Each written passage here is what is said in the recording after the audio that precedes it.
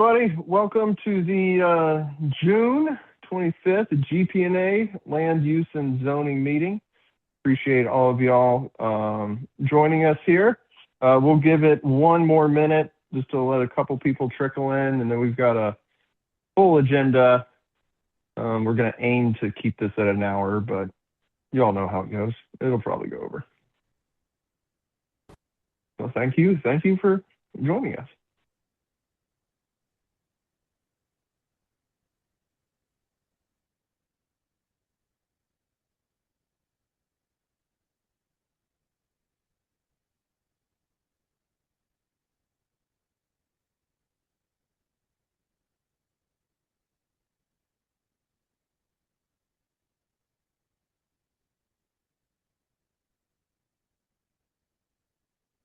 Okay, let's get started.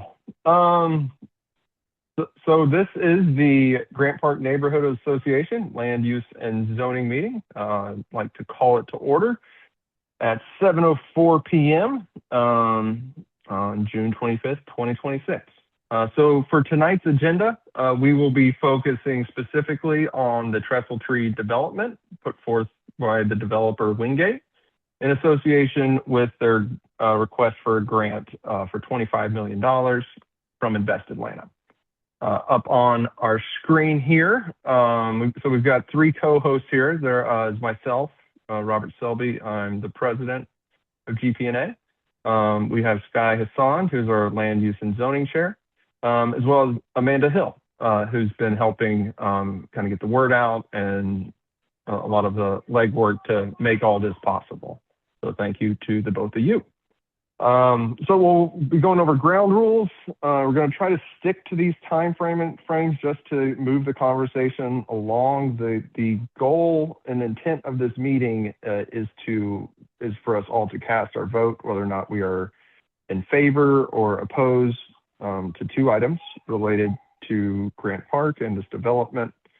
So we'll go project overview, process timeline. We'll review feedback from the Trestletree community, as well as the survey results that we had out. We'll have an open comment period. Intent initially was to do that 2 minutes per person. Based on some feedback, though, I'd like to put a motion forward to have that up to 3 minutes per speaker. Then we'll then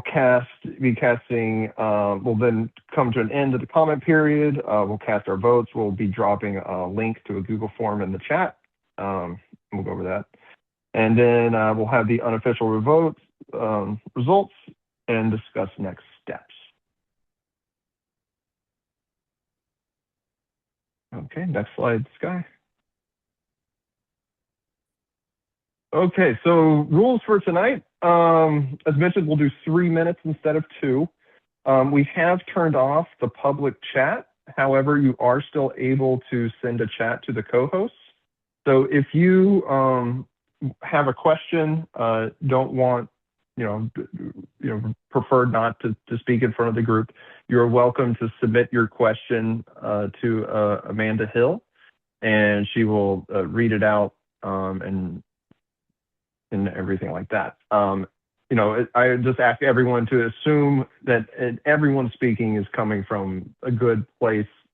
I believe strongly that we're all here for the right reasons and doing what we believe is right. And so just keep that in mind. Just because someone has an opposing view as you doesn't mean that they're a bad person. It just means they look at things differently, and that's what makes our country special. So we ask that you focus on the issue, not the person. Let's be respectful of everybody. Let's please be mindful of the time. And then as far as when we get to the open comment period, we will allow for Trestletree residents, since they are the immediate most impacted by this, to speak first. And we ask that to queue up in line, if you could please just raise your hand using the function within the Zoom chat. And then after that, we'll open up the floor to the remainder of the group and allow everyone one time to speak. And then during that time, you may make a statement, you may ask questions, but at the end of the 3 minutes, we'll wrap up the conversation and then move on to the next person. And then if time allows, we'll have people be able to speak again. And then Sky, myself, we'll speak at the end of the first round of first speakers. Okay. All right, next slide, Sky.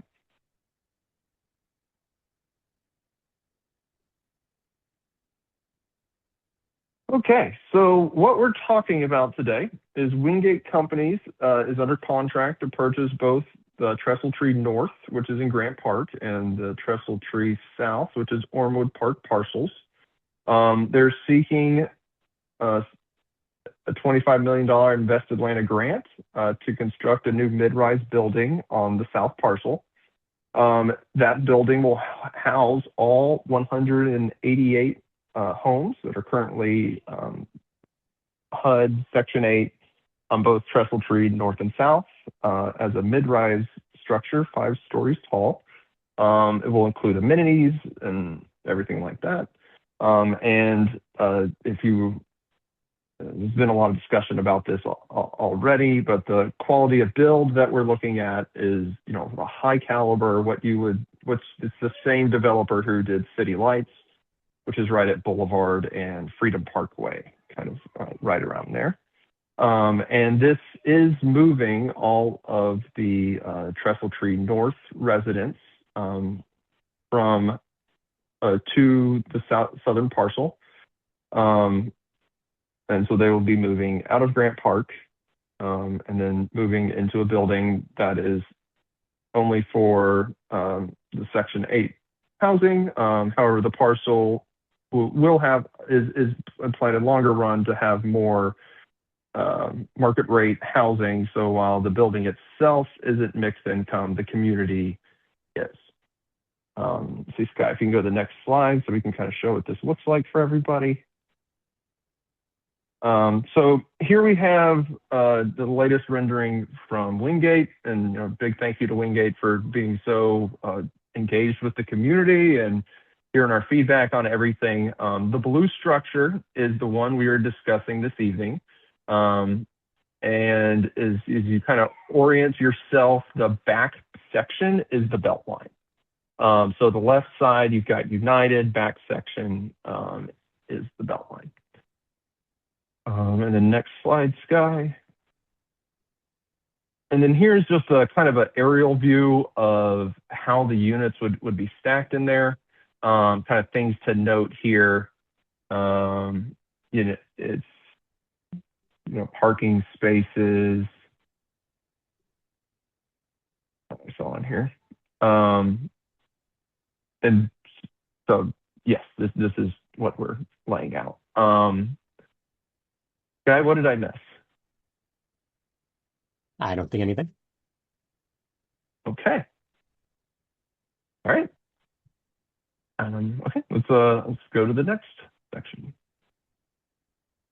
Okay, so the recommendation process, like where are we in all of this? Well, we're on the first step of a long voting and recommendation process.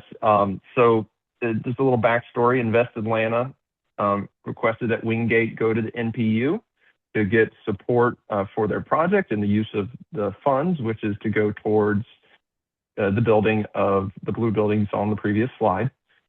So tonight, GPNA Land Use and Zoning Committee, we will vote on whether or not we support this project and under 2 items that have been communicated out. And then so from there, we will take that recommendation to the GPNA General Body meeting, which will be next July, or July 21st, Oakland Cemetery. Love to see everybody there. And then from there, we'll vote on whether or not we approve or deny the committee's recommendation.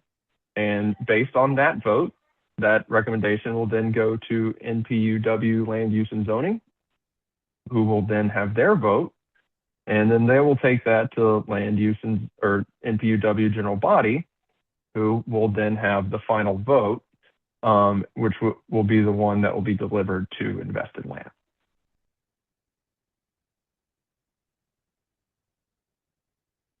All right, next slide, Sky. Okay, so a part of this process was to really get the word out.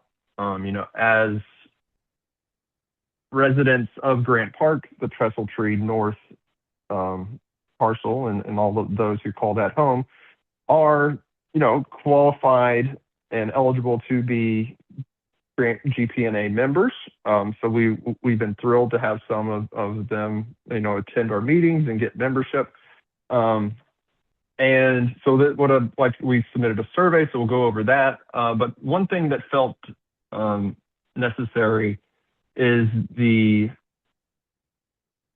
Trestletree United Tenants Association and their president, Melissa Sims, sent Sky and I a formal letter from that organization representing the residents of Trestletree and how they feel about all this. So to get this letter into the record, I will read it now. Dear Robert, Sky, and members of the Grant Park Neighborhood Association, thank you for facilitating additional information sharing with the Trestletree Village residents about Wingate's proposed redevelopment of both the north and south properties. I write to you all as the president of Trestletree Village Tenants Association, in existence since 2018 as a forum for all residents to voice concerns and respond to any issues needing collective action. I have been a resident of the north property for nearly 18 years. Feedback from residents thus far is that while a few individuals had generally heard of the proposal, until last week, collectively, we had no substantive information about the redevelopment proposals and the various related local decision-making process that will directly impact our lives. This includes our desire to safely raise our families and our hope to maintain close ties within our immediate Trestletree community as well as the greater Grant Park community. While we wish it could have occurred sooner in the process, we as a tenants association feel that the information shared by Wingate directly to us and indirectly to GPNA does provide adequate information for residents to form opinions on their proposal. As GPNA's values, including embracing diversity and building community, we truly hope you will consider voting with our interest in mind, as we are your neighbors living in community with you and with similar goals in life as you. Many residents have lived at Trestletree Village for decades. Despite the rhetoric presented by Wingate and others that Trestletree living conditions are appalling, we generally disagree. Though perhaps they are very different from how many GPNA members live, we also value our green space, our patios and stoops, where we gather to catch up after a long day and watch our kids play, our playgrounds and basketball courts that are close by and safe for our families to use, and the ample parking, particularly for elderly residents, those with mobility impairments and families with small kids who would be negatively affected by a major reduction in parking and distance from the proposed redevelopment. These are only several of the many other reasonable concerns residents have expressed within our association meetings. Certainly, we welcome improvements at Trestletree, but definitely not at the expense of these crucial quality of life items, requiring property management, both current and potential future, comply with federal, state, and local regulations to ensure safe, clean, and accessible facilities, such as laundry, as an example, would be a welcome improvement. To GPNA specific voting items at the upcoming Land Use and Zoning Committee and the general body meetings, the consensus of our Tenants Association is as follows. Item 1, Trestletree Village Tenants Association does not support permanently relocating all current residents from North Parcel Grant Park to South Parcel Ormwood Park. Item 2, Trestletree Village Tenants Association does not support proposal to consolidate all affordable and Section 8 housing units into dedicated buildings on a single parcel, rather than integrating them into a mixed income housing model. Through personal discussions with and among residents and assembling together as the Tenants Association to share information, concerns, and develop the consensus on GPNA's voting items, residents are very open to engaging collaboratively with Wingate to co-create a redevelopment option that preserves our needs and goals and centers our collective humanity. Though Wingate's corporate communication indicates it's not feasible financially or otherwise, we remain hopeful of that future possibility. We insist on being treated with respect and dignity throughout this process. We deeply appreciate the opportunity to be heard in this decision as the most directly impacted. I welcome any questions regarding Trestletree Tenants Association, Valissa Sims, President. So thank you very much to the Trestletree United Tenants Association for getting together and aligning and communicating with us.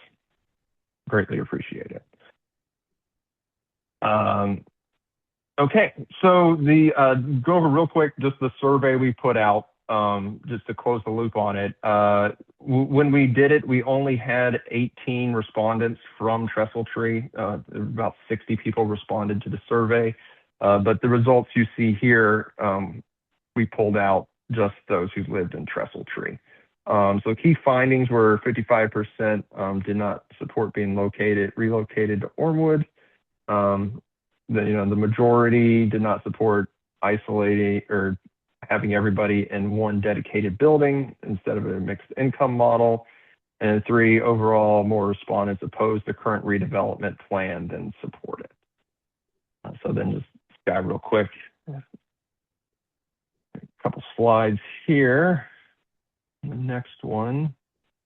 So these are just the results of some of the questions. So Wingate's plan will change the property from spread out to walking apartments. Do you support moving to a taller apartment building? You can see here 10-7, against 4. Then affordable housing consolidation. Wingate's plan groups all affordable housing units into 2 specific buildings rather than mixed affordable market rate. Do you support this? Again, same results. 10 said they do not support, 7 said they do. And then relocation out of Grant Park to Ormwood Park, 10 against and 6 for. And I think we got one more. And then quality of life impact. Do you believe moving to the newly proposed building will improve your overall quality of life? No split, the same 8 for, 8 against. Just important to be mindful though. Oh, and then one more. Overall plan support based on what you know today. Do you support Wingate's proposed redevelopment plan? 10 against and 6 for. So it's just important to note that there's 188 units in Trestletree North and South. This was focused on getting Trestletree North residents the voices heard. And while we were pleased with to have the survey out there, having a letter from the Trestletree United Tenants Association is a huge value add. So big thank you to Valissa Sims and all the residents there for organizing and making your voices heard.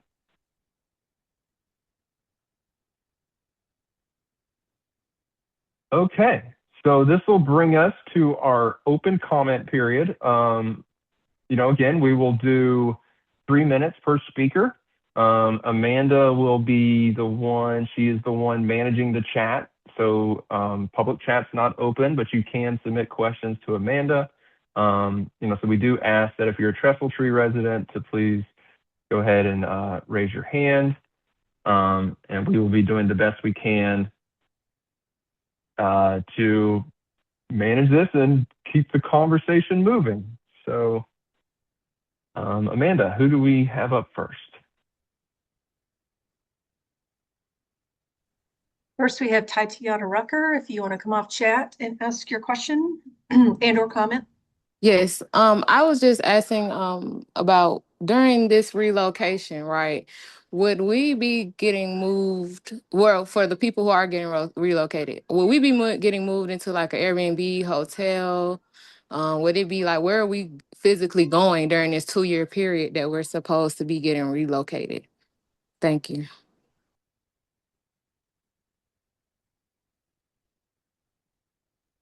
So our understanding, and Rachel with Wingate, you are welcome to jump in and answer any of these questions if it is a question, of course. Yep. But our understanding, Yeah, if that's you, Rachel, you can field Yeah, it. I'm on. I'm on. Hi, Tatiana. Nice to hear from you. So the goal here is that no one will actually have to leave the property and relocate off-site. If ultimately that is to happen, the effort will be made to keep everyone within the community, particularly the school system. But we're anticipating based on just natural vacancy that occurs, and we're going to plan for this in advance, is that if somebody is in one of the buildings that needs to be demolished, they'll be moved into another Trestletree apartment. And since they all are two bedrooms, they're all the same, it hopefully will feel it'd be as easy of a move as it can be. I know it's disruptive and we recognize that. I'm not trying to diminish that experience, but the goal is to keep everyone on site during construction. Okay, thank you. You're welcome. All right, Miss Nina Neal. How you doing? So I spoke with not spoke, but I got an email from the regional relocation specialist, and she stated to me that according to the account executive, Amy Marby of Hood, she stated that y'all applied for low income tax credit, but no HUD funds were requested. So that means that the Uniform Relocation Assistance and Real Property Acquisition Policy Act don't apply, meaning y'all will eventually send notices of what sort. Will it be, what notices are y'all going to be sending out? Will it be the sample 30-day notice? Would it be the notice of application? Will it be the permanent displacement, or will it be the property acquisition rehabilitation notice, or the temporary relocation? Which notice will the tenants receive when y'all take over? So Nina, in full disclosure, I am on the development team, so I do not know the nuances of every single notice. And so I don't want to say which one it will be and be wrong. And we do not have a management person on because we were told we were supposed to be listening tonight. We would have brought a relocation expert from the team. But what we will be doing is when we take ownership, we will be meeting with every household one-on-one to discuss the specifics. And we did get an email from, I think Tatiana, who's on the call, and we were waiting for more emails to come through to respond. There seems to be some confusion around the relocation timing as well, in addition to the process. We are we are years out from that. And so again, as soon as we have ownership, we can meet with everybody one-on-one and have the ability to communicate what the process is in great detail, and not just the detail of the what form it is, but how does it directly affect your household? What are your specific needs? Some households have disabilities, and like how does that affect this process for you? And so we want to make sure that we work with everybody and their specific needs. But I apologize, I cannot name the specific notice, and we will be held to the standards of HUD under relocation in terms of having to make sure we pay for everything for you, that we meet with you, that we meet all the guidelines. This is going to be a very transparent process. Having done this at But City Lights, do you mind if I say something? of course, go Um, ahead. uh, I mean, y'all only filed for the low income tax credit. Y'all haven't applied for the URA. And under the URA, y'all supposed to get a tenant application so you can see the demographic of their household. So if a tenant lease is expired, y'all can officially get them a 30-day notice once y'all take ownership, because y'all did not apply for any protection for the tenant. So I'm just trying to figure out why there's no protection going to be put in place for the tenant before y'all come, because we're not protected when you come. Okay, so you are 100% protected. Every single tenant that lives there now has a right to return. That is how the guidelines that we are following. No one I is going know to be those given a notice. The guidelines only that people that will be we haven't given a got that in notice is writing. in the FAQ we sent. It says everyone has a right to return.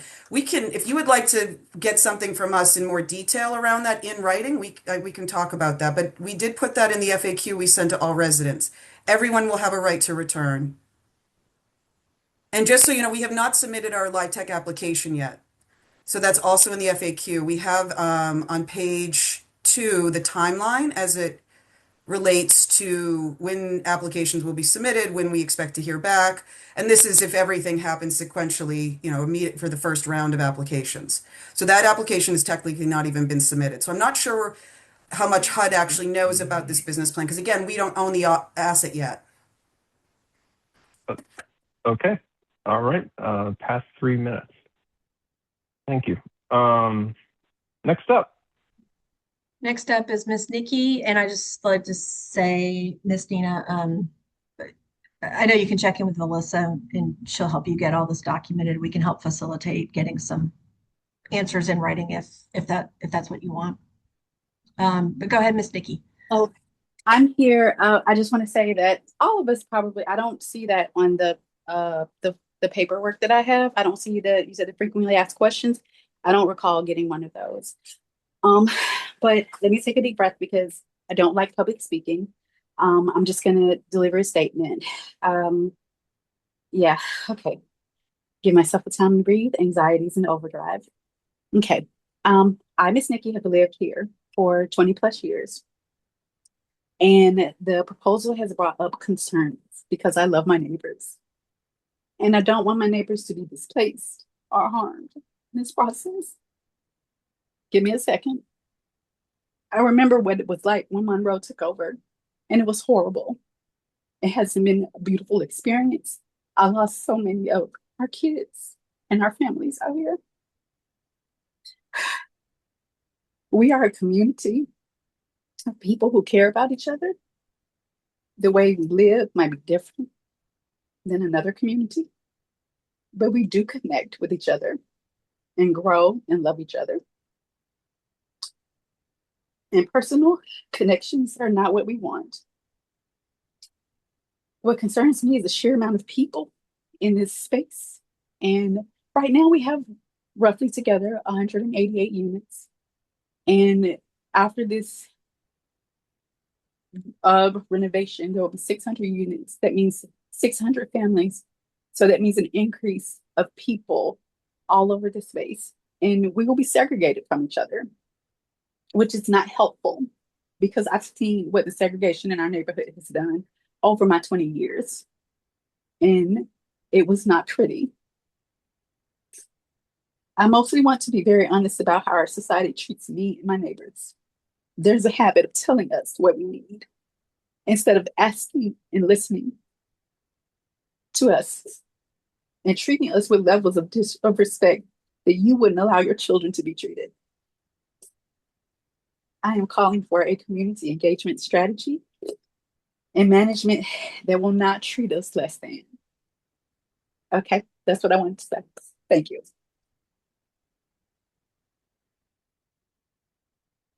Thank you.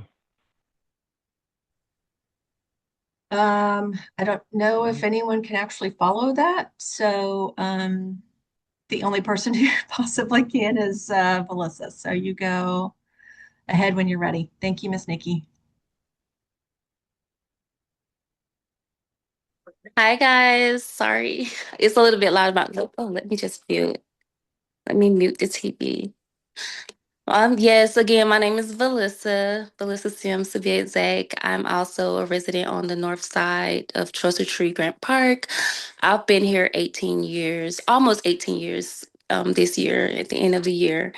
But I just wanted to share, just to say, like, I don't agree with north side moving to south side and us being confined to one building because it looks as if we're in a prison. But I will say if we have no choice, I would ask for a community engagement process that could possibly lead to a co-creation and transparency. Like, because we know that in the past we have had a history of untrustworthy and retaliatory management. We want to make sure we're working with our owners to make sure it don't happen again. So we need to know, like, as far as who to call, when to call, like when issues would come up, certain things would come up, and make sure we're not being retaliated against. And you know, we would just like to become, we don't want to become one of the properties like in Atlanta. What Atlanta is basically known for mismanagement and lack of trust among stakeholders, but we want to be able to get along and work together. So I pray that if this has to happen, that we can work together and not against each other. Am I allowed to respond to these comments, Sky? I think we should see if some more No. Trestletree residents would like Okay. to maybe speak while we have the time. Trestletree folks, you want to raise your hand or jump in the chat and I can ask your question for you. Hello. Any of that's great. Hello. Hey there, who is that? Hi. Yes, I'm a Trestletree resident. My name is Michelle Giles. Hey, okay. Hi. I stay on the south side. I'm sorry, I stay on the north side. My only concern, and I'm just jumping into the meeting. I forgot. I was preparing dinner, so forgive me if I'm repeating anything someone else has already said. But my concern is the safety of us going to the other side, because it's a known fact that the other side is totally different from this side.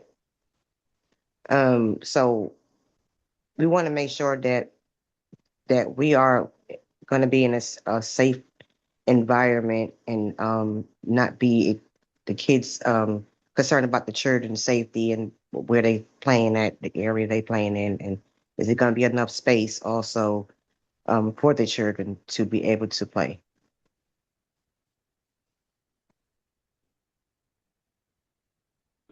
So I would say that is a question. So Rachel, I'm happy to let you field questions as they come in. If you're not prepared to speak, I can also take it. No, So please yeah, let me know. I want to be exactly what everyone I just heard asked for, which is transparent. And like our old fourth ward developments, I think have shown that we're good owners and good stewards. And we see what Monroe has created here, and that is not who we are. And our intention is to clean that up. So I want to start with that. Okay. We have heard feedback that children ride their bikes a lot on the south side, as an example. And can we design this in a way to make sure that that still occurs? So making sure that pedestrian access is safe and that it's connected to all of the green space, the belt line, all of that is part of the design process we're going through right now. And the transparency we want is to have these discussions with the community. Again, when we are an owner and we can start to have these discussions, this is exactly the feedback we want. What are the concerns? How do you live as families? How do you interact? The reality of being in the one building, I mean, that's how most people live in urban environments in major cities. But I will say, from a security perspective, by being in one building, there is going to be better security when you have a low density scattered site. It's easier for people to have bad behavior. And we plan to have security and camera systems and want to make sure that people feel safe, both physically, emotionally, and have access to all the beautiful things that this community has to offer. And that is supposed to be part of this process, again, when we can really engage and have that ability. Okay. And also, I know the amenities were mentioned at the meeting last week, I believe it was, about we're going to have washer and dryer connections and also on the facility as well. Is there any other amenities that's going to be added to the project? In terms of, well, there will be playgrounds, there will be outdoor spaces, there will be community rooms. I can't speak to the social services yet that will be offered, because again, that goes back to the engagement and what is the need. Every property, it really does, it's like a living organism, has its own, what is it that you guys need most from us to help support you? And we've also, I'm sure this question is going to come up, we've heard people asking about if they don't want to move back, like what does that mean? I mean, these are things that we can help facilitate and help work through. So I want to really stress that Wingate is a very transparent, supportive group. We will not tolerate bad behavior, though. Okay. Yep. Okay. Great. Thank you. Shakina, if you're ready to comment or ask your question, go ahead. Yes, ma'am. My name is Shakina. I'm one of the Trestletree residents as well. My question is in regarding to, I guess, management. Will you guys be keeping the same staff? I'm asking for reliable, caring, dependable staff to be in the leasing office. We've had to complete paperwork numerous of times, and I was one of the residents left to pay back rent. Facing retaliation with management and further situations with management. So I was just concerned, are we keeping the same, people that's in the leasing office, the ones that don't care, not concerned about no one's safety, our kids' safety? Um, would it still be like the drug activity that goes on the property? No security, free interest because the gates are definitely always broke. So in terms of staff, Wingate's policy when we buy a new project is we give the staff the opportunity to stay on from a background check, a full application process. And then again, provide them opportunity. The difference, I think the biggest difference is when you're not given support at the corporate level, which from the outside looking in, it does not feel like the local staff was given any real support. So we will have our local Atlanta team that is managing City Lights right now. So they will be overseeing this, and they will be bringing those standards. And again, provide people the opportunity to live up to those standards in terms of the staff. And if they don't, then they will be replaced. Again, going back to the one-on-one household interviews, if somebody has wronged you, has retaliated and I don't know why, but it was not just, these are the types of things you should also be bringing up on the one-on-one, because that's your opportunity to tell us how to fix things. Because if the community does not share with us, if there is drug dealing happening, well, where is it happening? If you tell us, we can then help stop it and change it and fix it. But without that information, so again, I'm going to keep going back to these one-on-ones, and everyone needs to be patient for that process to unfold. But it is a critical piece to this being successful. Okay, thank you. Melissa, go ahead. Oh, one of the tenants just messaged me and said she went into the chat to ask if you could read her question, but I don't have the question, Amanda. But yeah, I just have another quick question while you look for that young lady. I believe her name is, what's her name?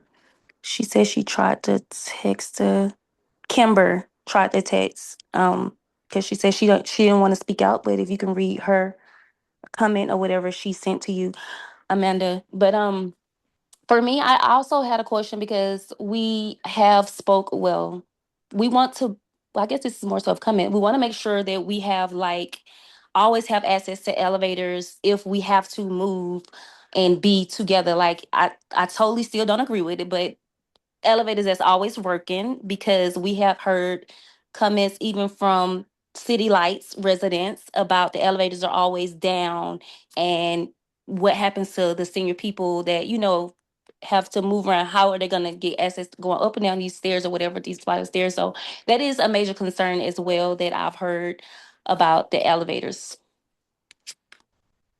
Amanda, do you have the other question or the other comment? No, I just messaged Miss Kimber directly, and I don't know if she's calling in or something, but Well, she the messaged chat me will and said say, do you have her comment? I see it. I see it. I see it. Oh, okay. Okay. All right. Looks like I sent just to me. Okay. So Kimber is asking, when will this transition start? Two questions. One, when will the transition start? And two, will there be assistance with the moving to the Ormwood Park area? Will there be enough room for all units transfer? And if not, where will the placement be? So that one's for you, Rachel. Sure. So again, part of this relocation process is we will be covering all of the costs to move everybody. So whether you're moving within the property during construction or you are moving from your current residence into the new building, all of that will be facilitated by Wingate and paid by us. And if, again, going back to elderly residents, this again goes back to those one-on-one interviews. And if there's certain things like parking, there will be preferences given to people that are disabled, elderly, have children. These are all the things that will come up with the interviews.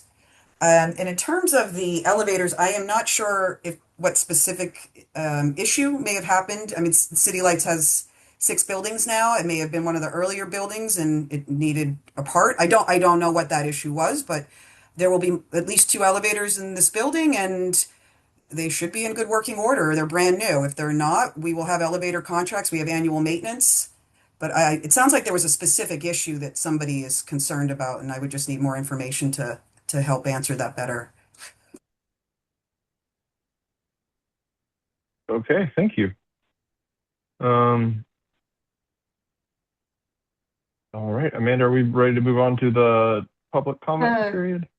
Wait, I'm sorry. Are you able to share the because we've now been asked multiple times about the sequencing, the timing in the FAQ. There's a We shared says, it. I'll share it again. Okay, when will this happen?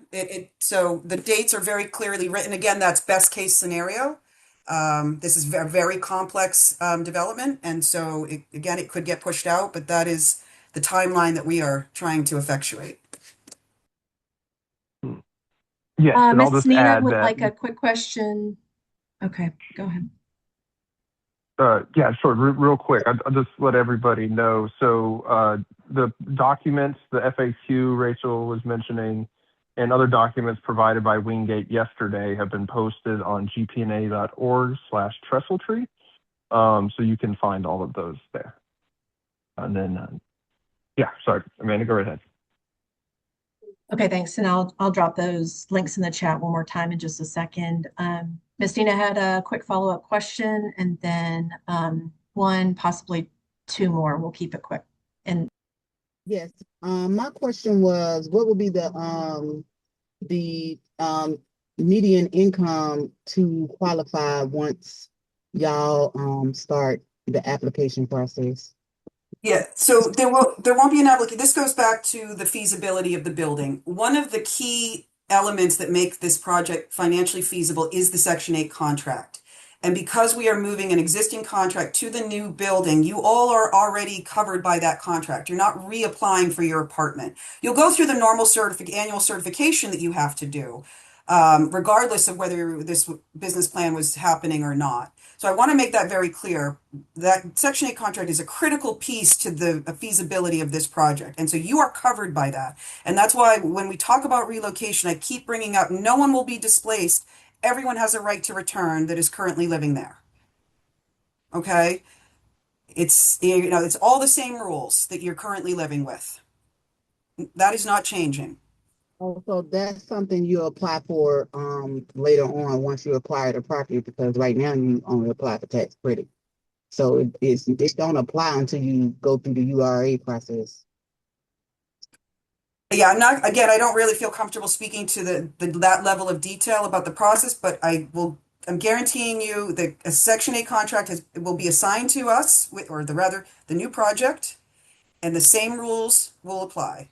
And everyone has a right to return. I think, Nina, it would be helpful if maybe, I'm not sure if you got the Wingate Trestletree email, if we maybe could start communicating through that to help get more clarification from our management team and give you a satisfactory response. I want you to feel confident in what we're saying. And so I think we need to have a more detailed conversation. I was gonna say, is this And we're happy to do that. 90-day notice? Yeah, that's fine. Is this considered the 90-day notice? When did the 90-day notice kick in? Well, again, this is an application that's happening in September 17th, 2026. The construction of the new buildings at the earliest will begin, end of 2027, best case scenario. So there's a lot of time for us to work with all of you on this and get everyone comfortable. And it will not be perfect, and there will be disruption. I mean, this is a big change. And we are aware of that, but we want to make this as easy as possible. And the one thing I don't want is people going home tonight and being concerned that they're going to be kicked out of their homes. That is not going to happen. Unless you're one of these drug dealers that people are talking about. I mean, again, bad boy behavior will not be tolerated. But families that have been living here and abiding by rules and being good residents and good neighbors, we are going to work to keep you comfortable and be transparent. So please communicate with us if that is not what you're feeling. And I know we just were given the ability to speak with you all this past week, and that was not our decision. We had to follow the guidelines we were given. So I know. I have one more question. Due to the Sure. family household size, are y'all only building 2 bedrooms or more than 2 bedrooms? This Because goes if back they because of the Section 8 contract. This came up a lot. This has come up a lot. Because of the Section 8 contract, again, we have to abide by that contract, which is 100% 2 bedrooms. So when I was talking earlier about we can help people work with agencies to see if there are vouchers available for family sizes that maybe are bigger than that and want to move into a bigger unit, but we don't administer those vouchers. And we cannot deviate from what the current Section 8 contract states in terms of the number of units and the size of the units. Or not the square footage, excuse me, the bedroom count. okay, so y'all only gonna be building 2 bedrooms. Yes, it's a 1-for-1 replacement. Okay. Okay, thank you. Okay, let me ask one question from the chat.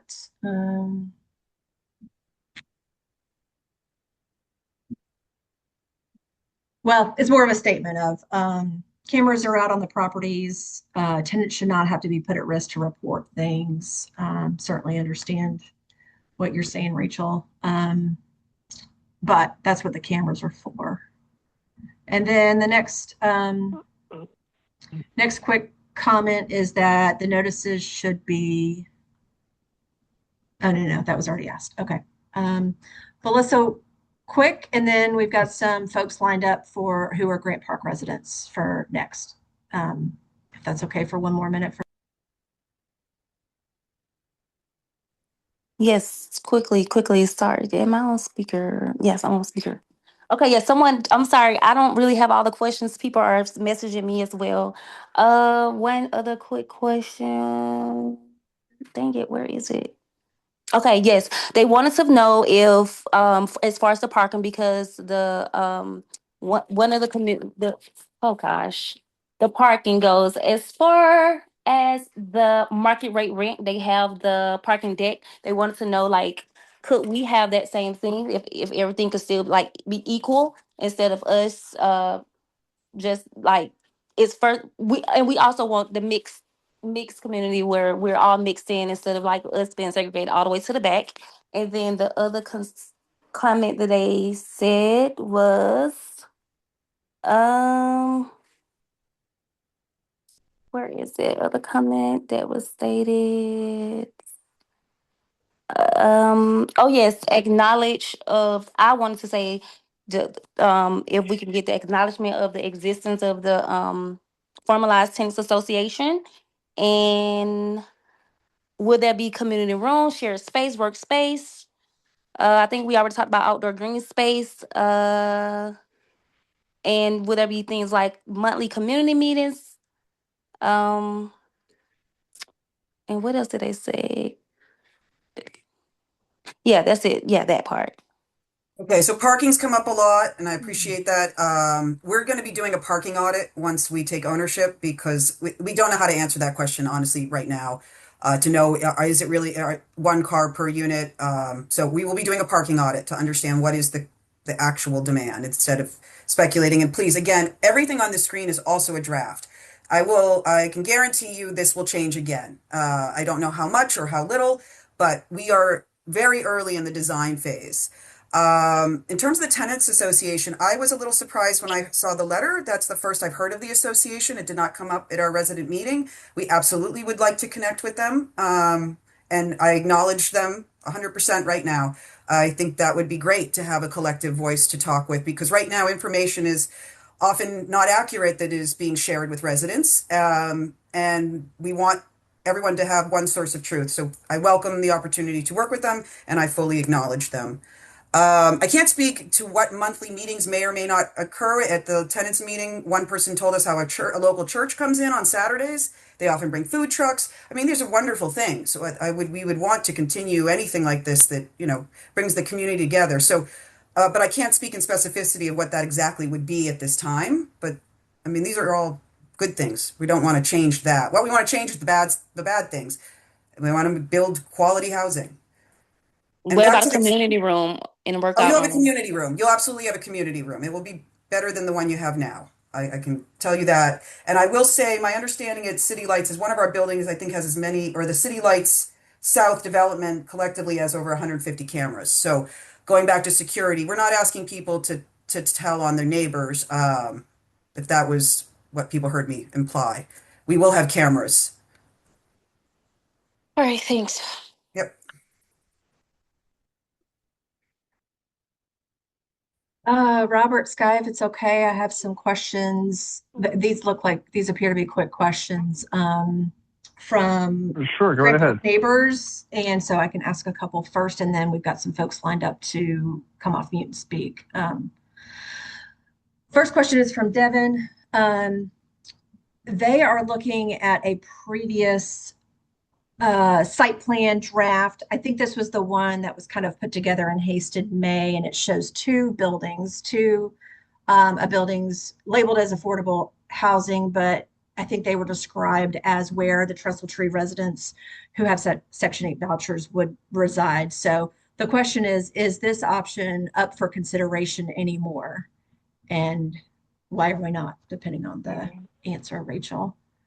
I don't fully understand the question. Which option are we speaking about? Are we talking about when the design had the building closer to the street and closer to the stream?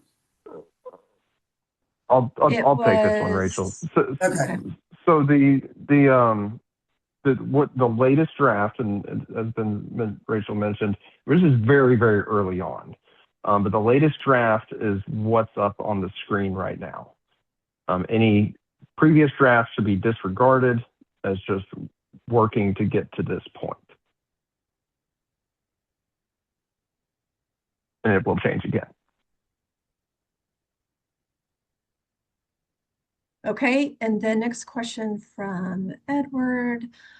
What will be the total number of units when you add the south parcel fully built out to whatever the plan is with the north parcel? So total units. So I'll take that. I'll take that one. That is being done in accordance with the current zoning. So the current zoning lends for high density on these parcels, so it'll fall in line with current zoning. Are you able to state a number or an estimate? So we have the south parcel here with a number. Are you able to just say an estimate? I heard Rachel, 800 on the northern one was what I saw last. I want to be, the northern parcel is the one we have spent very little time on. Our focus has really been, this timing of this whole process, unfortunately, is there's an expectation of material that people want, but we can't provide it because we're so early. And our focus is the affordable piece and building that first. And also feasibility of what is shown here for the market rate piece may not even pencil today. So I don't want people to anchor to that. The north parcel, I really don't know what could be there. There's a by right that was just spoken about. Absolutely. Then there's other uses that surround it. Maybe it's better that it be a townhouse development. Maybe it's better it be single family homes. But again, we are so early in that we have no idea. And that's why we keep just going back to what's allowed under zoning, because we're not asking for a variance.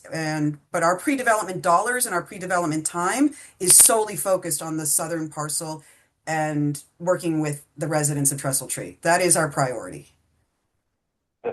Yeah, thank you, Rachel. I'll add on to that the focus of today's meeting is the affordable housing component on the southern parcel.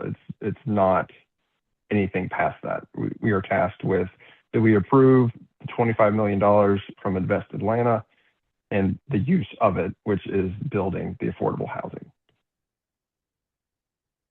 Yeah, and I'll add on to that. Anything that happens to the north parcel or the south parcel requires community engagement of some form because it's right next to the Beltline. It's in the Beltline overlay. This is a requirement in the Atlanta zoning code to inform the neighborhood planning unit and inform the neighborhood, hey, this is what's going on. This is what a developer is trying to do. So nothing can happen without the community being informed. Essentially, if extra development does take place, there's still an engagement process for that under city code. So nothing's going to happen under the radar here, no matter what.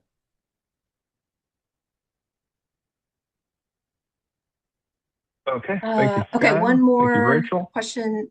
question here I'll ask on behalf of Elizabeth. Can you speak, Rachel, I think this is a question directly for Rachel again. Can you speak to whether Wingate will move forward with the purchase if they don't get the $25 million financing? And would they potentially to retry with mixed income model if the segregated buildings are not supported by the community? Let me know if you want to repeat that. I don't have an answer for the first one, but the second one is the mixed use. Unfortunately, that option doesn't exist. I get why people prefer it. It just isn't feasible. And with the Section 8 contract, we have to keep everyone together in one building to maintain the Section 8. And I need everyone to understand the Section 8 contract is what is protecting these tenants and their right to return. Okay, we will, Elizabeth, send me a chat if you'd like any follow-up on that. We will get into the next folks with their hand raised. And Rachel, I just love to ask if you can. There's a lot of jargon, and this happened in last week's meeting. There's a lot of jargon. You just said like this things don't pencil. Can you just say what Oh, you sure. mean? Sorry. So everyone's understanding that financially feasible, if that's what you mean by that. I do mean financially feasible. So You did have a lot of questions on that last week. Yeah, when you build a market rate building, it is typically built with just debt and equity, the same way you buy a home. The rents have to be really high, and that's why the most affluent areas usually get all the new housing. And but with the low income or the tax credit / Section 8 property, because of the Section 8 contract, the rents are at market, and that's that increases debt proceeds. And there's also other available resources from the state and from the federal government to allow us to build this. And so that's what I mean by financially feasible, is that without these programs, this brand new building could not be built. And we call that a capital stack, when you're stacking all of these different resources, and whether it's a loan, and I want to be clear, the invested land is a loan, not a grant. We are obligated to pay that back. That word grant got used early on and it's kind of stuck. It's a loan. We're using bonds. That's what I mean by it's just not feasible. Without those resources, we could not build this. Hey, Amanda, this is Elizabeth Karcher. I wonder if I could ask, and this might be a question more for like Robert and Sky, but if I'm looking at the wording of the questions we're voting on, the second one is very focused on like, does GPNA support consolidating all of the affordable housing rather than having a mixed income? But I think what I'm hearing from Wingate is that, at least in their view right now, mixed income isn't even something that could possibly be on the table. So I guess I'm curious from y'all's perspective, like, is it something that could be feasible? Or if not, like, why are we kind of voting on it that way? Robert, you and some folks met with Invest Atlanta. Do you want to talk about that Sure. briefly, about how Yes, this came about with their guidance? Because this really came from them. Yeah, so as far as the items we're voting on, we've been very consistent over the past months that these are the two things we're voting on, and received no pushback until yesterday. These were run by Invest Atlanta, and they said they supported them and thought they were good. Our understanding is that while it might not pencil financially, that you could absolutely put mixed income into a single building. Lindsay, you want to come off mute if this is a good time to ask your question or comment? Yes. So I think my comment is very much in line with what we heard from the Trestletree residents, and I really support listening to them and following their lead on this. I just, as a neighbor, I don't like the idea of having low-income housing segregated from the rest of our community. I think it's caused a lot of problems in the past. I think there's not just a socioeconomic element, there's often a racial element. And I think it's better for communities for people to be integrated. So I'm going to be voting no for that reason. Thanks.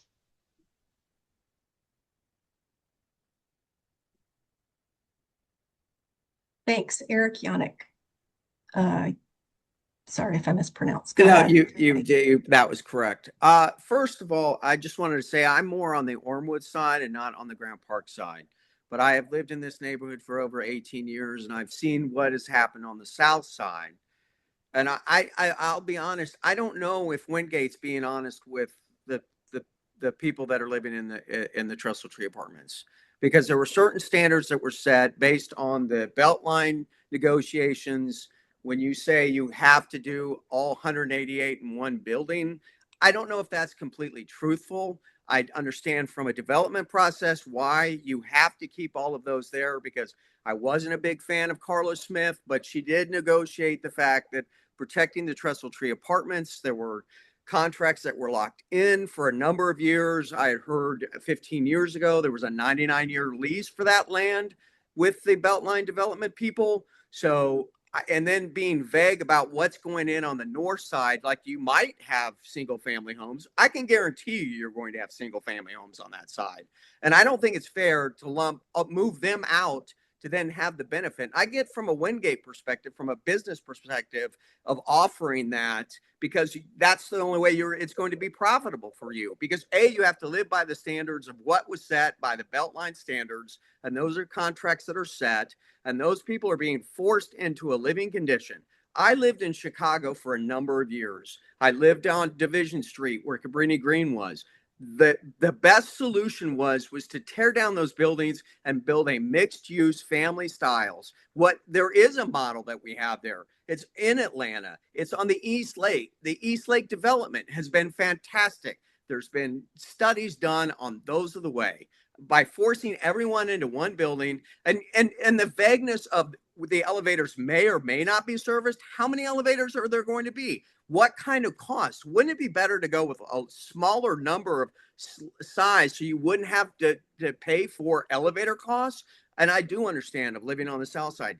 That gate has been broken for years. And yes, for a brief amount of time, the Trestletree people came in and they tried to fix it, but it hasn't been safe for them and it hasn't been safe for families. And I've seen it. Yes, it's gotten a little bit better, but the vagueness in all of this, until we get more detailed information, I would say anybody voting today, vote no. And I get for the Grant Park people who are willingness, because some of you want to get rid of that and see the development in there. It's great for you guys, but the Ormwood people, we are living it too. These people, not these people, the Trestletree apartment people have been a part of my neighborhood and my community for 18 years. I see them walk down my street, and I care for these people. And I don't think you're being completely honest until we can see a full detailed plan of what's going to happen and what everything is going to be said. I would say to anyone that can vote today, vote no until we see more.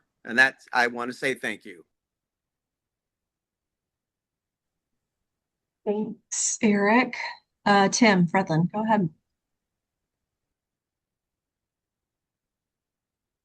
Thank you. I'll try to keep my comments concise, especially following that last, but I have to echo some of what he was talking about on the lack of transparency and vagueness. And I went back and I rewatched the March presentation where John was answering questions or not answering questions, as the case may be. And I have concerns as it relates directly to the Trestletree folks and transparency and engagement and all of those things, but also to the larger Gwinnett Park Neighborhood Association and impacts to the association that were ultimately asked and not answered by John. And then I'll come back to a question that was asked just a few moments ago, and Rachel had the chance to respond and she sidestepped it. So I'll give you what John's answer was as well. But there have been multiple questions about traffic impact, and obviously development in this area is going to be more than what impacts the Trestletree folks. There's a brand new development going in directly across the street that's hitting almost 300 units. I think that comes online this year. And what folks need to appreciate is it's more than all these other topics we've been talking about. It's the density. And if some of you were on the March meeting, you might remember that the development was shown as a gray box. But the reality is that United Avenue functions at what the city would call a level of service D, which is just barely passable. And this development, not knowing what comes on the north, this development would easily increase the traffic on United Avenue by 30 or 40%. It would likely upwards of double the traffic on Ormwood Avenue. So I think traffic impacts are a significant consideration to approving this study. The other thing that we've talked about is parking. And I understand from what Rachel said that parking is still a dynamic thing, but I have to point to what appears to me to be an obvious slant against these folks being consolidated into a building. On this exhibit right here, they're showing a 0.33 parking ratio per unit, where every other new development gets a 1. Their existing considerations are about a 1 to 1.25 in their existing facilities. So I would say that some of what's been presented or developed, and obviously this has come a long way since the gray box in March, but there needs to be more outreach. And I guess getting to that, I'm going to come back to some of the things that Rachel said, and I know I'm watching my time. She spoke very sincerely about how much they're a better manager and how much they seek for this authentic one-on-one engagement. When asked a moment ago whether or not, what the outcome would be if the Invest Atlanta funding was not approved, she said she didn't have an answer. Well, in March, John said that this transaction is happening anyway. That if they did not get the funding, they would simply reapply. He said again and again that it scores well. They're very optimistic, but he was very clear in his response to a direct answer on this subject that the transaction's still going to happen. So it occurs to me that we're dealing with a sense of fake urgency. Now, I know it's urgent for Wingate. I understand completely that they would love to have all this happen on their timeline, but the reality is there's enough vagueness in response. There's enough hurry up, let's get to this approval that I feel like if we declined to approve this or make the recommendations, that it gives everybody some breathing room to do this the right way, to answer the questions that are most important to the tenants, to give Wingate the opportunity to show the tenants how great a management company they really are in their existing facilities. It gives them a chance to engage with those residents and tenants on an ideal compromise on this building, but more, in addition to that, it gives them a chance to answer the questions that matter to the community at large, which are traffic related and other impacts to the community. And I apologize if I ran long. Thank you, Tim.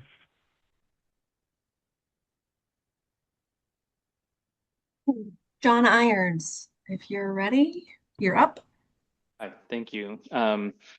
My name's John. I live on Ormwood Avenue, so Trestletree is in my backyard. And when it comes to the decision of this committee and the neighborhood association on whether or not to support Wingate's application, I'm actually surprised that it's been called a grant everywhere I've seen it until I learned tonight that it's a loan. Not that it changes, what our position should be, but that's there's pretty significant difference between the two. But when it comes to our position on whether or not we support this project, the project clearly involves the forced relocation and segregation of my neighbors to another part of town. The only feedback that the neighborhood association has at least told us about is negative, that the majority of residents don't want it. We've heard very compelling testimony from our neighbors here tonight that they don't want to be moved, they don't want to be segregated into one building. So I think it's very, very clear that this committee and the neighborhood association should vote no, not to support this project. And I also feel the need to respond to something that was said by the Wingate representative, that the HUD contract is what keeps the people safe.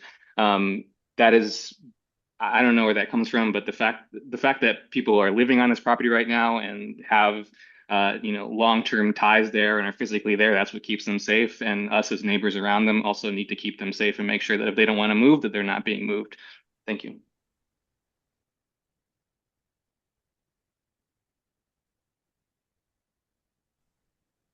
Okay, thank you, John. Rachel Handler and Morgan Galloway, either or both. Go ahead. Hey folks, this is Rachel Handler. Morgan's here too, but Rachel speaking. We rent right next to Trestletree North on Ormwood Ave. So these folks are my neighbors, and I also want to give a shout out to the folks who were courageous enough to speak tonight, because this is their housing and their home, and it's scary to come up here and advocate for themselves and their neighbors, and I admire that a lot. This plan is wrong. It's just every part of it is wrong. It feels wrong, and I think that's very intuitive to a lot of us. This plan is wrong, and the process has been very, very wrong and very, very harmful and just so disrespectful to the folks who have lived in this neighborhood, most of them for far longer than I have. We are sitting here tonight and being asked to approve the permanent displacement of folks living at Trestletree North and the segregation of them at Trestletree South. And actually now is the first that I'm hearing that maybe we might even be being asked to do this in service of single family homes on that parcel. That is disgusting. That is unacceptable to me, and it should be unacceptable to all of us.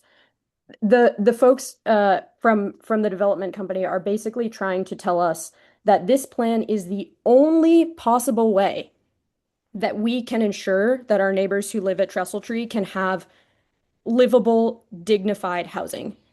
And frankly, I reject that idea. I reject it entirely. When they say that it's the only financially feasible option, what they're saying is that it's the only one that makes them enough profit to feel like it's worth pursuing. And that is not okay with me. It is not okay. And frankly, I don't believe that there is no way to split this HUD contract. I know that there's a process called bifurcation that hasn't even been brought up or addressed by the representatives at all. This is something that does occur. A HUD contract can generally be split across multiple buildings, and I do not understand why they have said that they cannot do that or will not engage in some kind of due diligence to see if it's possible. If the only option that these folks can come up with is one that permanently displaces and segregates our neighbors, maybe we don't have to accept that. Maybe this is not the right plan. I don't feel okay saying that my neighbors should have to accept something that is unacceptable just because it's been touted as the only option. So I will absolutely be voting no on both of the questions tonight, and I encourage others to do the same. Thanks.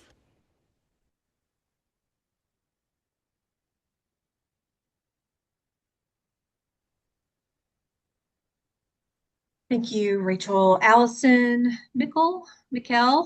Yeah, you got it, Mikkel. You ready? Yeah, thanks so Thank much. you. Yeah, I'm ready.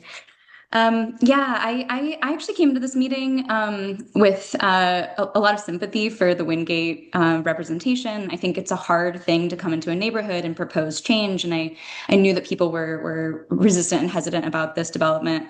And so I texted a neighbor saying that I wouldn't want to be in your shoes, Rachel. But to be honest, as you've shared more and more over the night, my position has really changed, and I'm appalled, like truly astonished at the things that have been said tonight. I mentioned in the last meeting that I moved here in August. I bought my property on Ormwood Avenue, which backs up right on Trestletree because of Trestletree. When I came to come house hunting, I was staying in an Airbnb in Glenwood Park. And so I walked down to visit this house, and it was walking past Trestletree that convinced me that this was where I wanted to live forever. And that feeling has only been more and more solidified the longer I've lived here. I'm thinking back to Miss Nikki's comments that Trestletree is a community, and I was just walking my dog the other night and looking as I walked past Trestletree and saw kids playing basketball and music and people sharing food, and it was just like, yeah, like I picked the right place to live. This is what I want to live near. And so the idea that we're gonna move residents, sequester them in the forest, push them off the Beltline, give them almost no parking is like ludicrous to me. I'm also from Chicago, Eric, and yes, Chicago shows, if nothing else, that the best way forward for development and for a rising tide to lift all boats is for people to share in the benefits of development, not be segregated and sequestered and hidden away like we're somehow ashamed. I love living near the folks in Trestletree. I hope to continue living with them for many years to come. And so I also want to join my neighbors in asking for a no vote from the committee. I strongly disagree with this proposal. And I just want to note as well that referring to our neighbors as bad boys or bad boy behavior is made my jaw drop. I haven't heard anything so kind of culture of poverty, bad sociology, bad public policy since I read it as an example of what not to do in grad school. That this is the kind of thing, if this proposal move forward, this is the kind of thing that we'll be reading about in a grad thesis from Georgia Tech or Spelman or UGA or something. This will be looked back on with like so much deep shame and criticism for years and years to come. So please, to everyone who is voting, please vote no on this proposal. It is horrible.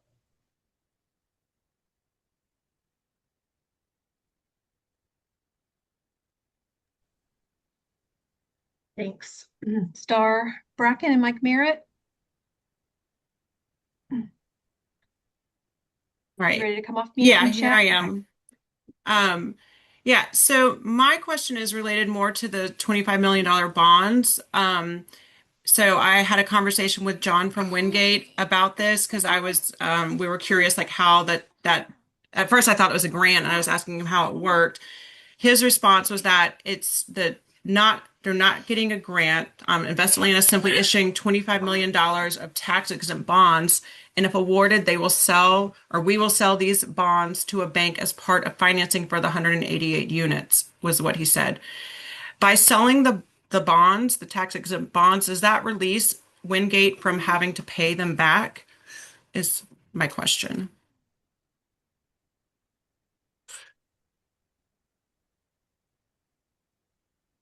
I'm sorry, what was the question again? You're asking. Sorry, this is John. So Wingate has said that they have to pay these $25 million back in bonds because it's a loan. But John told me that they're selling the bonds. This is John. No, Okay. when the bonds are sold, they remain a liability to the partnership, like any other home mortgage or anything else. And they're not a grant or forgiven.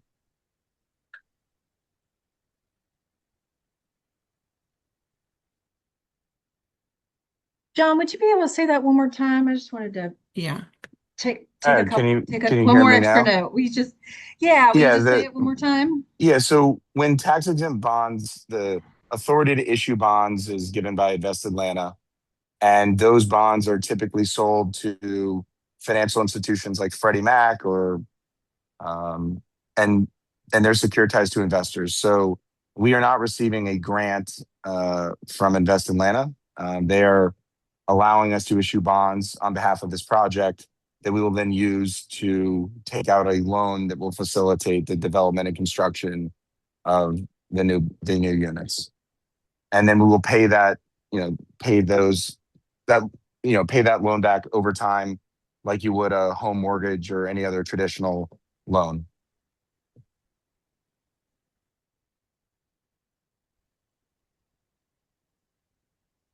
Did you have a follow-up question, Star, on that? No, I don't think so. Just a quick question, John. Are you able to say anything about the terms and if this was the same financing vehicle for City Lights? Yeah, sure. So, very similar structure. All of those phases had a tax exempt bond issuance from Invest Atlanta. Obviously, depending on the unit count of each different phase, the amount of bonds that were needed was different. But this is sort of a very similar financing structure to what we did at City Lights. There are sort of individual nuances between each phase, but at a high level, all of them did have bonds from Invest Atlanta.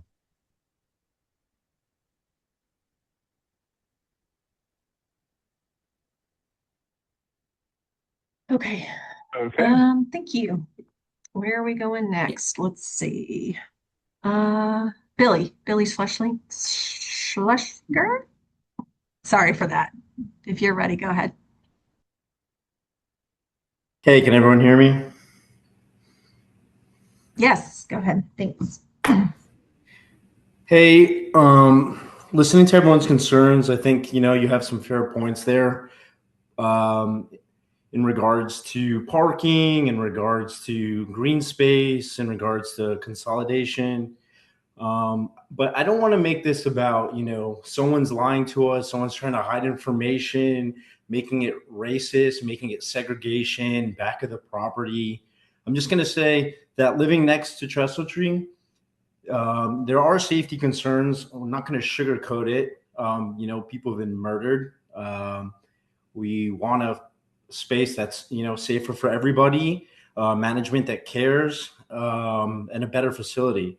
I'm not going to pretend like that there's no issues and that there is room for improvement. And people are going to have some inconveniences, but ideally, at the end of the day, I think this is a good proposition, and I think that we should vote yes. Thank you. Thanks. Jeremy Varner, go ahead. Hey, yeah, I'm Jeremy Varner. I'm a Grant Park neighbor. Some of y'all may have read some of my nature articles in the Porch Press, and I think the Grant Park neighbors have really, or the Trestletree neighbors really covered the human side, the human impacts. But I'll just take a quick moment to talk about the animal impacts. Every year, I like to participate in the Christmas bird count, and one of the places my group goes along counting birds. Uh, besides Lake Charlotte, Grant Park, but one of the places we always like to visit is the Tapestry Green Space and the belt line around Trestletree South, because it is a low density housing project. It has lots of trees and lots of green space where other residents other than humans get to live, and so it's always a great space to see a wide variety of birds and other wildlife. And so I like the amount of development there now, and I just wanted to give that different perspective to the conversation. Thank you very much.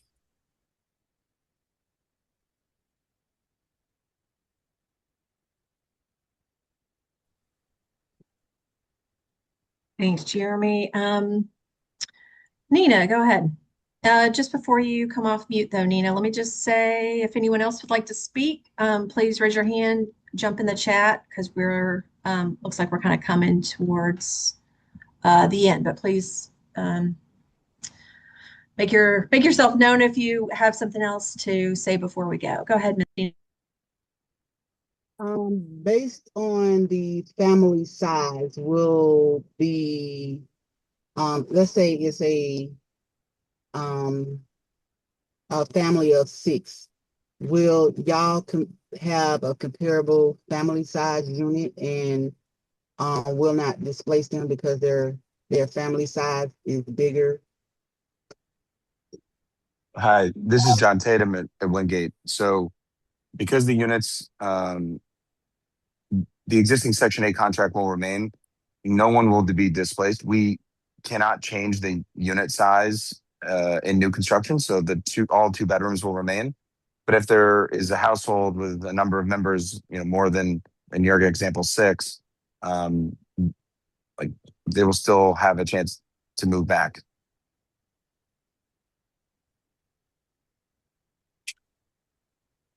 And so there's no permanent displacement.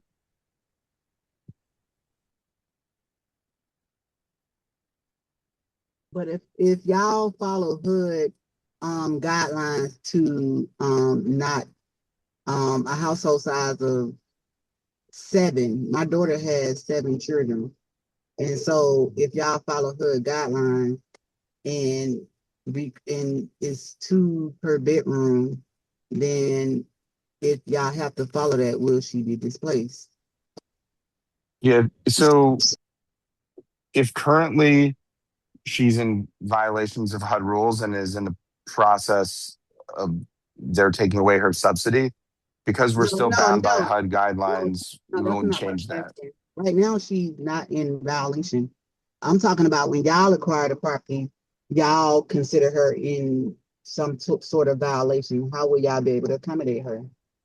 If she's not in violation and y'all take over and her household size is more than what y'all accommodate due to HUD requirements of 2 per room, then will y'all find her suitable living? We have to follow HUD guidelines. I think this is maybe not the right forum to talk about an individual and a household. So maybe this is something we can take offline, but we ultimately are bound to follow HUD guidelines. And if someone is in violation of those HUD guidelines, we'll have to follow those rules. I know there are special exceptions and other things that can be taken into consideration. So maybe an offline conversation here that's is, what I'm saying. Once y'all see all the household composition, then y'all may be able to offer them a tenant protection voucher because they don't meet the guidelines for y'all new housing development. Because right now the guidelines are not broken. I'm just saying once y'all take on ownership, not right now. I'm talking about when y'all take on ownership. If y'all follow the guidelines, if they are over the bedroom size and y'all don't have a 3 or 4 or 5 bedroom, then will y'all offer them a tenant protection voucher so that they can move on without being displaced? yeah, I can't tell you for sure without having those household interviews that what it's possible, but I can tell you that there's an individual, universal relocation guidelines is something that will govern the plan. There'll be individual household interviews. And that's something that, may be possible. And I think probably best to talk about on a case by case basis because the underlying facts of each household and situation, there's a lot more resources that can be available depending on the set of facts. And so it's hard to speak in generalizations about like these types of issues, unfortunately. Okay, thank you, John. Who do we have next, Amanda? I have some new folks. Drew Zoller, go ahead if you're ready. Hi, thank you. I have a question. I'm wondering if one of y'all from Wingate can kind of walk through it quickly. When I look at the phase one with the number of units, 188 units and surface parking of 62, and then the two market buildings of 318, 316, and 114, there's obviously much closer to 1-to-1. What was the logic in going from 188 with only 62 surface spaces?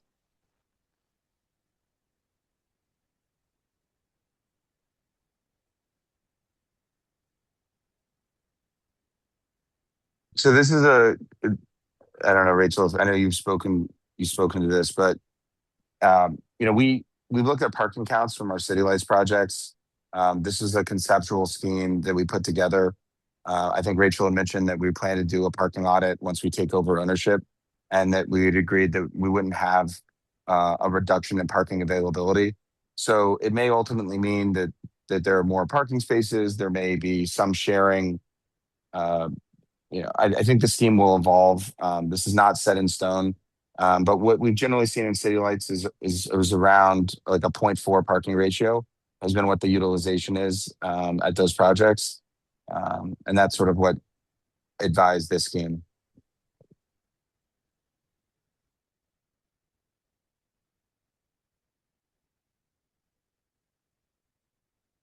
Lucy Weber, go ahead.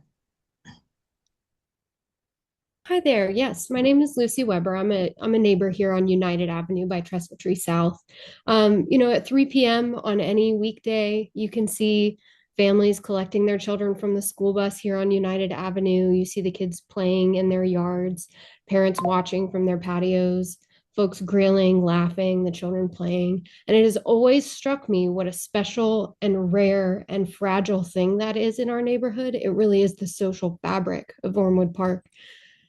The families at Trestletree just waited, just as the rest of us did, for the last 4 years for that beautiful Beltline ramp to open so that their kids could also partake in what we're growing in this city, only for it to be proposed to be taken away from them, push them to the back so that this company can make a profit off of market rate housing with that Beltline adjacency.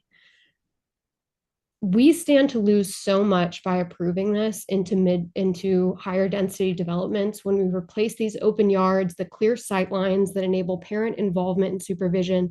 We risk our children's access to supervised outdoor play in this neighborhood, which is an incredible asset for the families here.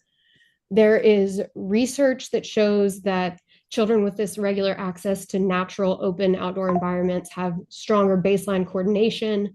They're able to navigate risk, self-regulate, problem solve, and it forces kids to have these visible spaces and collaborative play where they're learning conflict resolution, empathy, and independent mobility, which are the framework for creating emotionally resilient adults that serve the city of Atlanta and our greater community. Researchers find that access to that outdoor play is equigenic, which means it possesses this unique, almost magical capability to narrow health and academic achievement gaps between the socioeconomically diverse groups in this neighborhood.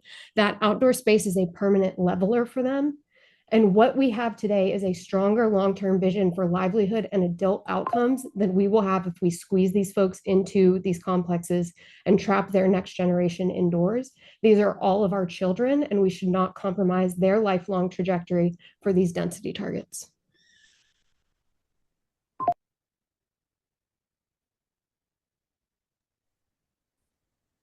Can I, this is John at Wingate. Can I respond or ask a question? I think she made a statement rather than asking a question directly. So Robert, that's up to you. I think Ben had his hand up. Oh, it's lowered now, but Ben, if you wanted to. Yeah, But I Robert, would go just ahead. say if it's a question, John, absolutely. If it's a statement, we're just allowing people to make statements. Oh yeah, I just wanted to ask a question, and maybe late in the game for this, but would if the new construction units were built, I know there's been this long talk about segregation, which I fundamentally disagree with, given that both sites have Beltline access and they're in the same school district and are a very short walk away. But I understand and appreciate people's differing perspectives. My question would be, would this conversation be going differently if we proposed the 188 new construction units on the north site? No, it would be the same thing. The pushback you're getting is because everyone's in one building all 188 are in one building, and right next door is market rate. The pushback has been varied and answered here. But Lucy, did you have a follow-up or want to jump back in on something else? Yeah, I just wanted to add, raised your hand. I think, John, that's a fair question. Fundamentally, what you're asking to build here are separate but equal facilities. I would encourage you to look into the history of that phrase, and how that has been weaponized against these neighbors.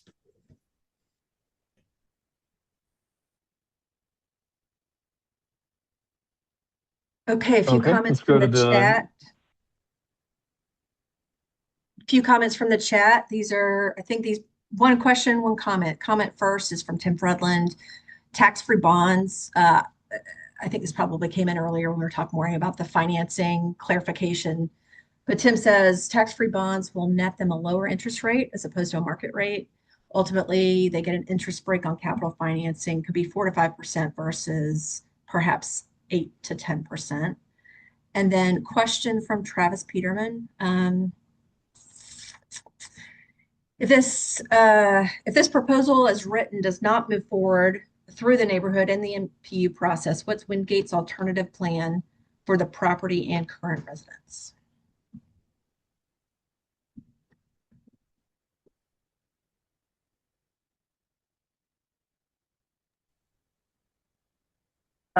This is the plan that we've put forth. We've said it a couple times that this is the one that we know that we can build, and we built it successfully. I can't speak to an alternative plan. Yeah, the only thing I would add, and this is John Tatum, is that the current project has no net operating income after current debt service. It failed the REAC, and there's no money available for renovation. We've had some discussions with HUD about how to do this pretty complicated rent restructuring to allow for the creation of new construction housing. It's a rather unique program. We have some context in using it at City Lights and some other locations.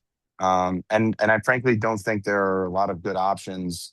The property's lost money the last 4 or 5 years. It's been on HUD's watch list. I think the units don't deliver quality housing by any stretch, and we're trying to come up with a plan that improves that housing and delivers a much better and safer product. So I'm honestly not sure what the as-is plan really is. Would Wingate continue moving forward with the purchase in August if this is at the point of closing, if this is not approved by Sand and Grant Park? I'm not sure, honestly. I spent 18 years doing this business, walked into probably 30,000 HUD and tax credit units. And, these delivering residents and households new construction housing that's safe and secure versus what's in place now is like, I don't know, it's just so wildly different and improved. And, what I'm hearing is, we want the same. And it's kind of a surprise to me. And I've personally walked probably 20% of the units. And I've been on site a number of times. And I don't think I can definitively say that keeping the existing conditions does a disservice to the residents and children that are there. And we're trying to change that. I'd welcome an opportunity in another forum to, talk more about ideas, but I can't say for sure, what we will do if this is voted down. Thank you. Okay, one last call. Comments, questions, chat. Coming off mute. Anyone? I have a question and then a comment, Amanda. Edward, sorry. I'm so sorry. Go ahead. Oh, yeah, no worries. So I got to say, I have no moral objection to Wingate trying to make money off of this deal, and I am disinclined to try to speak on behalf of the people of Trestletree. But I will say, I do not understand how I can vote to approve a project separating the impact of what's going to happen with the north parcel. Saying that you're going to move everybody to the south and then trust us will do something that you'll like in the north, it seems like the horse will be out of the barn. So until I can understand what you're going to do with the whole project, I got to say no.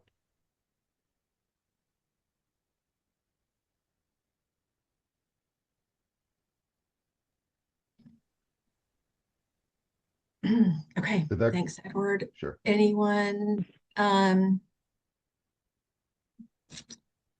This appears to be it. Sky and Robert. One last call. Valessa, would you like to have one last note? 11 seconds. Thank you so much. And thank you guys for coming on, listening, and being able to support us. Thank you so very much. We greatly appreciate it. And I just wanted to say it's not all apartments that is like, I'm not sure even how to say it, but I guess they were trying to say like they were all messed up. But my apartment is pretty well if you guys want to come and take a visit there. And my neighbors is too. And all the ones that I've went in, they are comfortable. Of course, we would love something new or whatever, because the buildings are old, but it's very comfortable. We have been there for a long time, and 18 years has been a long time, and my apartment still look really good. So I'm very grateful, and I'm hopeful for a great change. And yeah, thank you guys for your time, and thank you for listening, and thank you for reading that letter, Robert. I appreciate it all.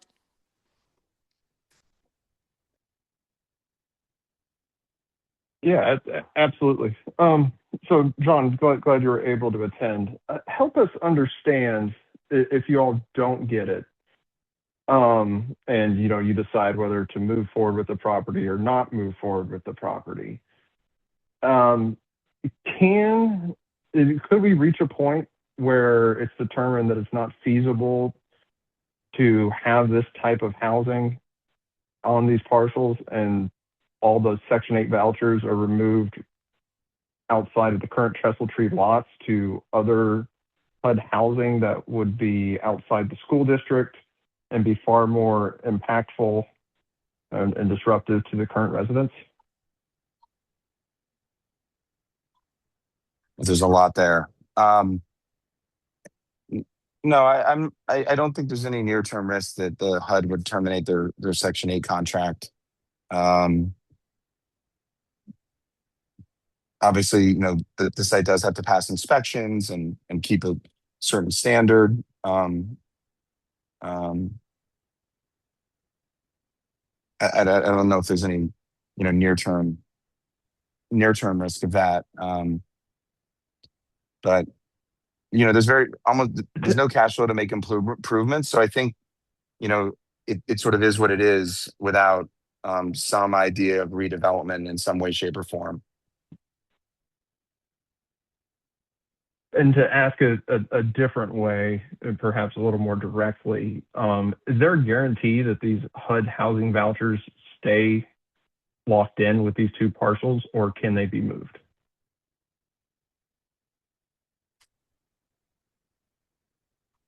Can you ask your question again? I'm not sure I understand. Can the HAP contract be moved? Well, the HUD vouchers, like say Wingate comes in and buys this. Yes. And says we can't pencil the affordable housing. It's just like we'll lose a ton of money. It doesn't work. Well, are you able to move those vouchers to another property, or just terminate them altogether?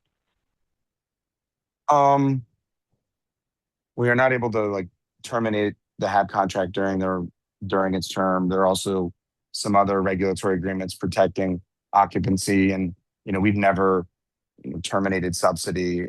It's just not our business. We're in the affordable housing creation and improvement business.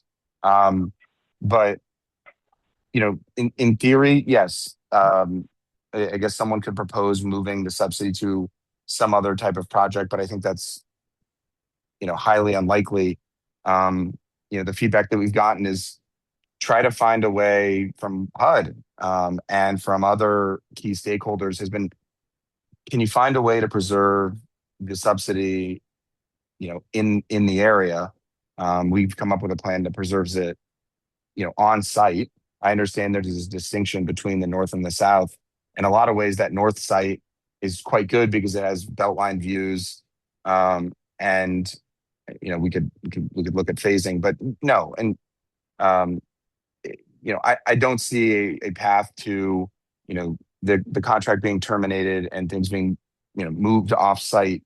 I think the more likely and is just the status quo remains, and I think that's not something that we're particularly we're concerned about. Sort of what happens in 5 years in the current state of these units. What is the plan for improving and maintaining safe, secure housing? We like to listen. We like to learn. We think City Lights is a great model for what can be accomplished.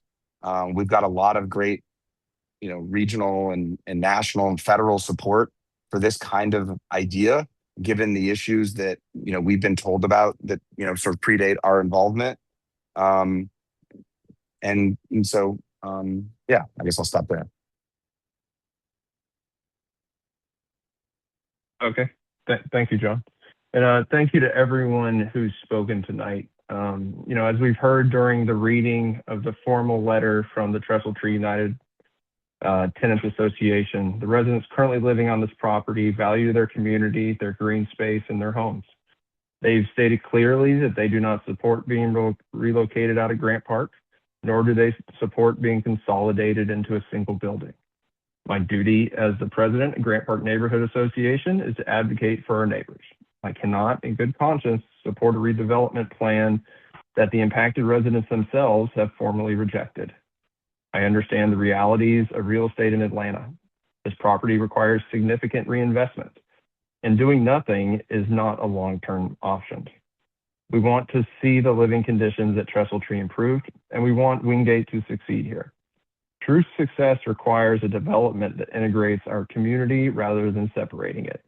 We need a plan that keeps a mix of incomes in Grant Park, preserves the dignity and layout these residents value, and treat our neighbors as partners rather than obstacles to be moved.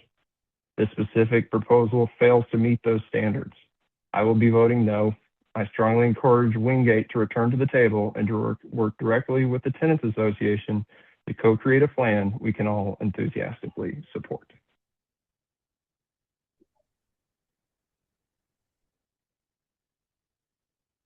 So on that, we will close the feedback portion and move on to voting. So Amanda, if you could please drop a link to the vote in the chat. We do ask, there is an acknowledgement that you have attended a GPNA general body meeting in order to qualify to vote, as well as you need to be a current resident in Grant Park or be a business owner, as well as be at least 18 years of age. So we're not able to confirm all that in real time, but we will be presenting unofficial results on the call here shortly. And then we'll communicate out official results. Robert, do we have time for one more comment from a new person, or can I call on them for 1 minute? Yes, go right ahead, and we'll go ahead and drop the link. And thank you for okay, Amber, if you can come off mute real quick, ask or comment. Yes, I had one question. My question is, there seems to be a lot of the pushback seems to be about the uncertainty around the north building, the north location. Can you give a little clarity of why there is uncertainty around what's going to happen with that side of the property? I would say that's kind of off topic for what we're talking about. Everything there is done within current zoning. So Amanda, if we could just move on to the voting, please. Yes. Okay. Amber Scott, send me that question and we'll see if we can get it answered separately. To vote, did you want to, Sky or Robert, mention about the eligibility real quick while folks are Sure, yeah, absolutely. So to be eligible to vote, you need to have attended at least one GPNA general body meeting prior to tonight. You need to be a current resident in Grant Park, and you need to be at least 18 years of age. And Zoom, if you joined on Zoom, that counts as joining. That counts as attending. If you meet all the other. If you have, yes. Zoom, virtual or in person works. Okay, so we'll leave voting open. I see that we're voting using I'm sorry, are we voting on this link that you've sent? Correct, yes. Please vote on the Google form that you will find in the chat. What if there are two of us on the call? Do we fill out two separate Google forms? That would be ideal. Yes, we just ask that we'll be checking, names and everything like that after.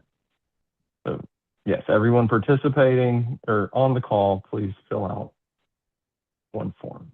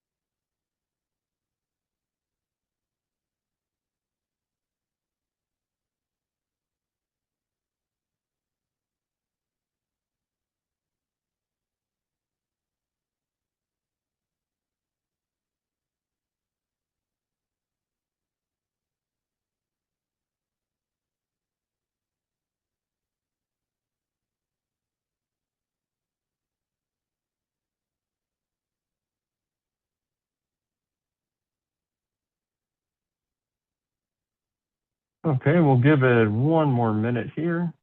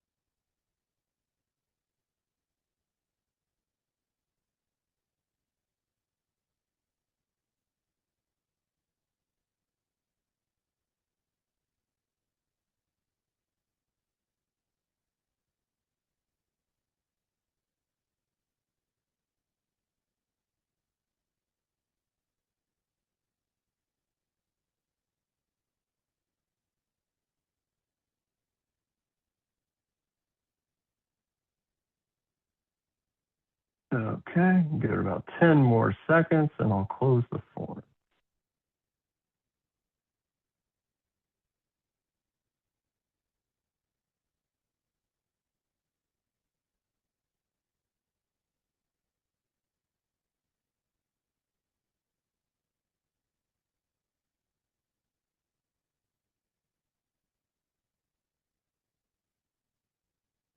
Okay, and with on that, we have now closed voting, and we will read the unofficial results. So in the vote of item 1, relocation out of Grant Park, does GPNA support Wingate's proposal to permanently relocate all current residents from the north parcel Grant Park to the south parcel Ormwood Park? The answer was no. 39 responses said no, GPNA does not support this approach. 6 said yes, GPNA supports this approach, and 1 abstained. On the question, item 2, affordable housing consolidation, does GPNA support Wingate's proposal to consolidate all affordable and Section 8 housing units into dedicated buildings on a single parcel rather than integrating them into a mixed-use housing model? That one also failed. No, GPNA does not support this approach. 38 people responded that. And then, yes, GPNA supports this approach. 5 people voted for that. And 3 abstained. So to recap, both motions failed. The recommendation coming out, the unofficial recommendation coming out of the Grant Park Neighborhood Land Use and Zoning Committee is to not support the current project as has been presented by Wingate. So from here, we will take this recommendation to the GPNA General Body Meeting and request them to either approve or deny. That meeting will be held Tuesday, July 21st, 2026 at Oakland Cemetery, 7:30 p.m. And that will be a full neighborhood vote to finalize the committee's recommendation and pass it on to the MPU. So on that, I want to thank you all for your attendance and engagement tonight. And then I would like to put out a motion to adjourn. I second. Any objection? Okay. And on that, we are adjourned. Thank you all very much. We'll see you around the neighborhood. Bye. All right. Thank you, Robert. Thank you, Amanda. Thank you, Melissa. Thank you.